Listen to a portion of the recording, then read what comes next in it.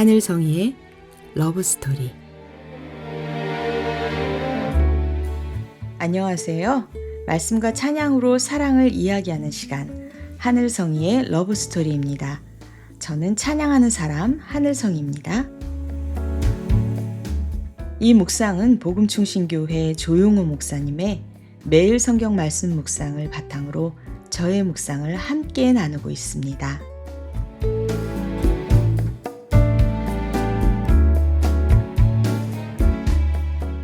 우리는 종종 누가 옳은가를 따지고 묻습니다. 누가 더 바른지, 누가 더 깨끗하고 누가 더 하나님께 가까운지. 하지만 하나님은 우리가 예상하지 못한 곳에서 그 질문을 뒤집어 버리시곤 합니다. 오늘 말씀은 조금 낯설고 어쩌면 불편하게 느껴질 수도 있는 이야기입니다. 그러나 바로 그 이야기 속에서 하나님은 우리가 보지 못했던 진실을 드러내십니다. 오늘 말씀을 통해 나의 판단을 내려놓고 하나님의 시선을 함께 바라보는 시간 되시길 원합니다.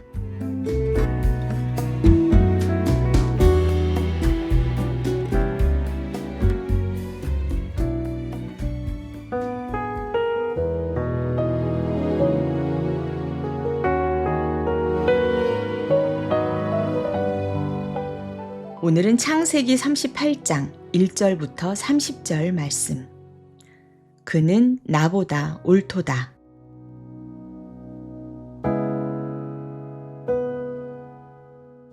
그 무렵에 유다는 형제들에게서 떨어져 나가 히라라고 하는 아둘람 사람이 사는 곳으로 가서 그와 함께 살았다. 유다는 거기에서 가나안 사람 수아라고 하는 사람의 딸을 만나서 결혼하고 아내와 동침하였다. 그가 임신하여 아들을 낳으니 유다가 그 아들 이름을 에르라고 하였다. 그가 또 임신하여 아들을 낳았다. 이번에는 아이의 어머니가 그 아들 이름을 오난이라고 하였다. 그가 또다시 아들을 낳고 이름을 셀라라고 하였다. 그가 셀라를 낳은 곳은 거십이다. 유다가 자기 맏아들 에르를 결혼시켰는데 그 아내의 이름은 다말이다. 유다의 맏아들 에르가 주님께서 보시기에 악함으로 주님께서 그를 죽게 하셨다. 유다가 오난에게 말하였다. 너는 형수와 결혼해서 시동생으로서의 책임을 다해라. 너는 네 형의 이름을 이을 아들을 낳아야 한다. 그러나 오난은 아들을 낳아도 그가 자기 아들이 안 되는 것을 알고 있었으므로 형수와 동침할 때마다 형의 이름을 이을 아들을 낳지 않으려고 정액을 땅바닥에 쏟아버리곤 하였다. 그가 이렇게 한 것이 주님께서 보시기에 악하였다. 그래서 주님께서는 오난도 죽게 하셨다. 유다는 자기의 며느리 다말에게 말하였다. 나의 아들 셀라가 다 클 때까지 너는 네 친정아버지 집으로 돌아가서 과부로 살고 있거라. 유다는 셀라를 다말에게 주었다가는 셀라도 제 형들처럼 죽을지 모른다고 생각하였다. 그 뒤에 오랜 세월이 지나서 수아의 딸 유다의 아내가 죽었다. 곡을 하는 기간이 끝났을 때에 유다는 친구 아둘람 사람 히라와 함께 자기 양들의 털을 깎으러 딥나로 올라갔다. 다말은 너희의 시아버지가 양털을 깎으러 딥나로 올라간다 하는 말을 전해 듣고서 과부의 옷을 벗고 너울을 써서 얼굴을 가리고 딥나로 가는 길에 있는 에나임 어귀에 앉았다. 그것은 막내 아들 셀라가 이미 다 컸는데도 유다가 자기와 셀라를 짝지어주지 않았기 때문이다. 길을 가던 유다가 그를 보았지만 얼굴을 가리고 있었으므로 유다는 그가 창녀인 줄 알았다. 그래서 유다는 그가 자기 며느리인 줄도 모르고 길가에 서 있는 그에게로 가서 말하였다. 너에게 잠시 들렀다 가마.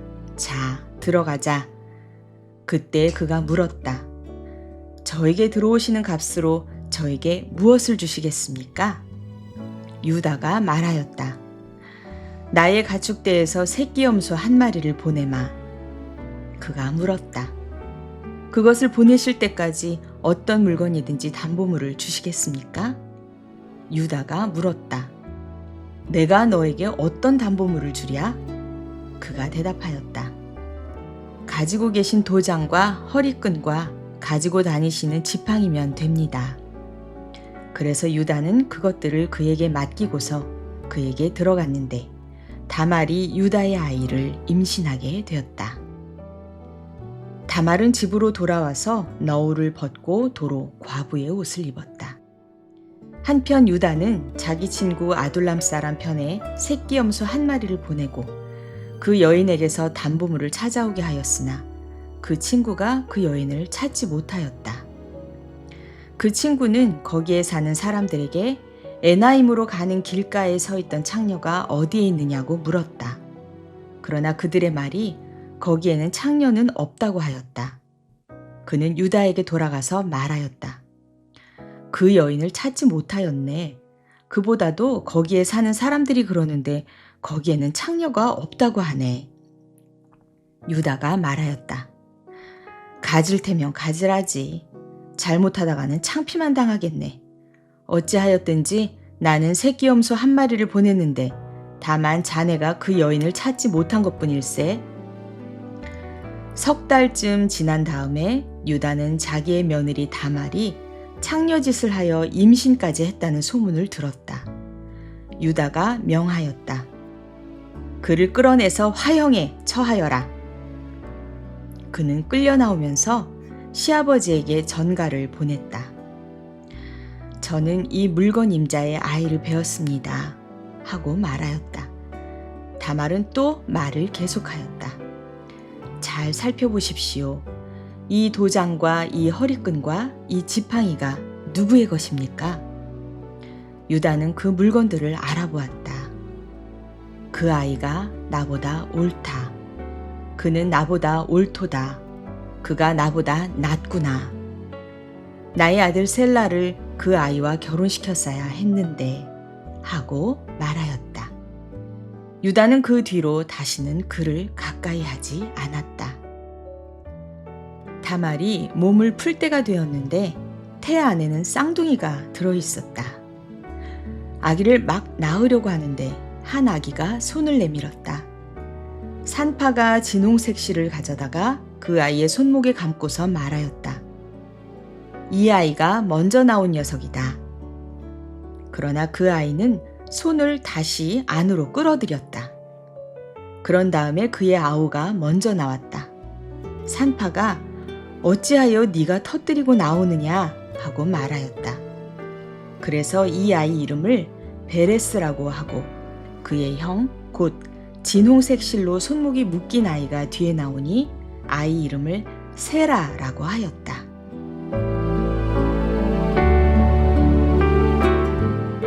유다는 형제들과 떨어져 나가서 가나안 여인과 결혼하고 세 아들을 낳습니다. 맏아들 에르의 아내는 다말이었지만 에르는 악하여 죽고 오난 역시 책임을 다하지 않다가 죽습니다. 유다는 다말을 막내 아들 셀라에게 주겠다고 하지만 결국 약속을 지키지 않습니다. 그리고 오랜 시간이 흐른 후 다말은 이런 결단을 내립니다. 자신의 모든 것을 내려놓고 창녀의 모습으로 변장해서 유다를 만납니다. 그 결과 다말은 아이를 잉태하게 되고 그리고 이 사실이 드러났을 때 유다는 이렇게 말합니다. 그는 나보다 옳도다. 이 이야기는 조금 이해하기가 어렵습니다. 누가 옳고 무엇이 옳은 것인가? 쉽게 판단하기가 어렵습니다. 그래서 우리는 본능적으로 누군가를 판단하려고 합니다. 그런데 하나님은 이 이야기를 통해 다른 것을 보여주십니다. 생명을 향한 갈망은 때론 우리의 기준을 넘어섭니다. 다말은 자존심을 내려놓고 수치와 조롱을 감수하며 생명을 붙잡습니다. 그 선택은 겉으로 보면 이해하기 어렵지만 그 중심에는 생명을 향한 갈망이 있었습니다. 그리고 유다는 그 앞에서 무너집니다. 그는 나보다 옳도다. 이 한 문장은 유다의 인생을 바꾸는 고백입니다. 진짜 변화는 내가 옳다에서 내가 틀렸다로 가는 길에서 시작됩니다. 유다는 자신의 죄를 보게 되었고 자신보다 다말이 더 옳다는 것을 인정합니다. 그 순간 그의 마음은 낮아지고 하나님을 향해 열리기 시작합니다. 우리의 신앙도 그렇습니다. 우리는 쉽게 누가 잘못했고 누가 부족하고 누가 문제인지 말하고 판단합니다. 하지만 하나님은 우리에게 이렇게 묻고 계십니다. 너는 정말 옳으냐? 그리고 때로는 이렇게 고백하게 하십니다. 그 사람이 나보다 낫습니다. 이 고백은 굴욕의 고백이 아니라 은혜의 시작입니다. 오늘 함께 나눌 찬양은 세연의 내가 너를 인도하리라 입니다.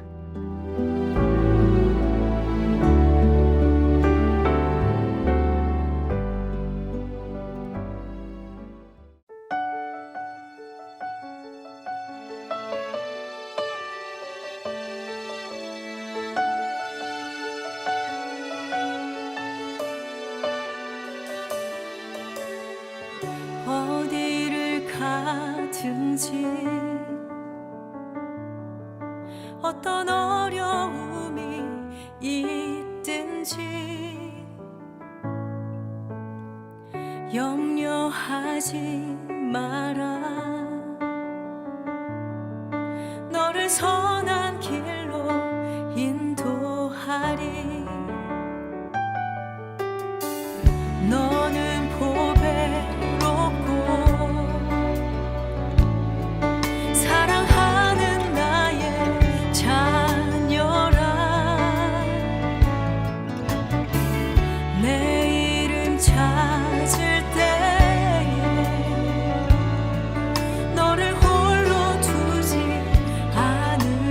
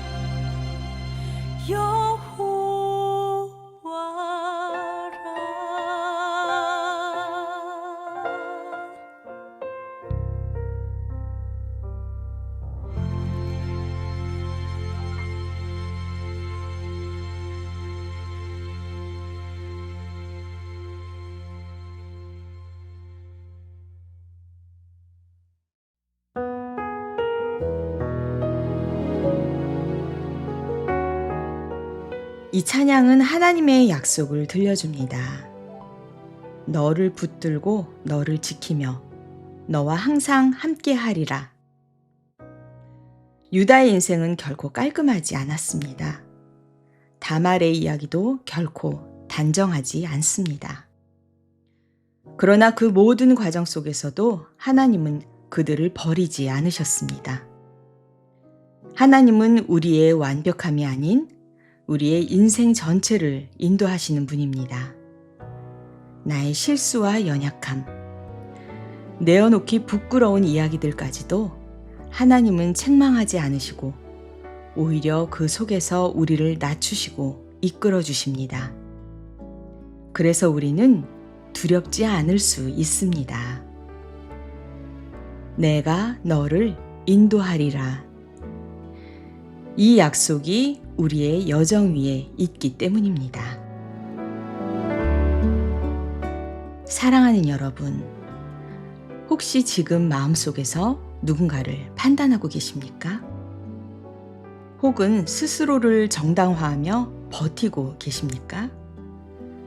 그렇다면 오늘 이 한 문장을 마음에 담아보시기 바랍니다. 그는 나보다 옳도다. 이 고백은 우리를 낮추지만 동시에 우리를 살립니다. 그 자리에서 하나님의 은혜가 흐르기 시작하기 때문입니다. 하나님은 우리의 옳고 그름을 넘어서 우리의 인생을 붙드시고 결국 생명의 길로 인도하시는 분입니다. 오늘도 그 인도하심을 신뢰하며 걸을 때 내가 너를 인도하리라 하는 이 약속의 말씀이 오늘 우리의 삶 가운데 분명하게 들려지는 저와 여러분의 하루가 되기를 기도합니다.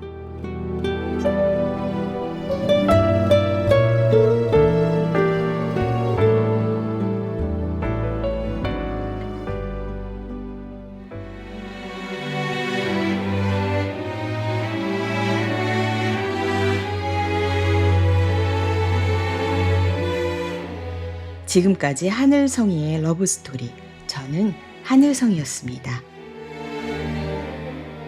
다음 시간에 또 뵐게요.